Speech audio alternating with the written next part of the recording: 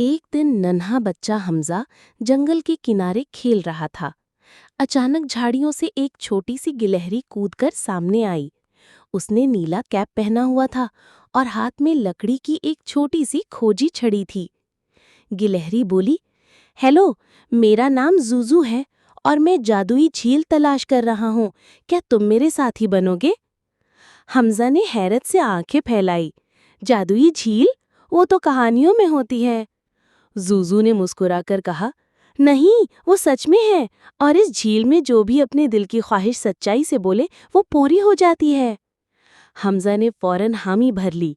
दोनों दोस्त निकल पड़े एक एडवेंचर पर। रास्ते में उनसे मिले फूफी लोमड़ी, चालाक मगर दिल की साफ, जो भटकने से बचाती है। बाबू कछुआ, आहिस्ता लेकिन हर मसले का हल उसके पास होता है। टीना चिड़िया, जो हवा में उड़कर दुश्मनों पर नजर रखती है। लेकिन रास्ता आसान न था।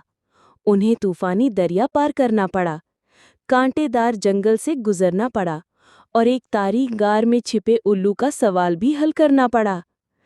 जब वो झील तक पहुंचे तो पानी चमकने लगा। हर दोस्त ने पानी में अपना अक्स देखा, मगर तस्वीर में वो कुछ मुख्तलिफ थे। हमजा एक बहादुर शहजादे की तरह लग रहा था। जूजू के पास सोने की रोशनी से चमकती दुम थी। फूफी के सर पर ताज था। बाबू के पास वक्त रोकने वाली घड़ी। टीना के परों में रंगों का तूफान। पानी की आवाज आई, तुमने दोस्ती, हिम्मत और सच्चाई का रास्ता चुना। यही सबसे बड़ी जादूगरी है।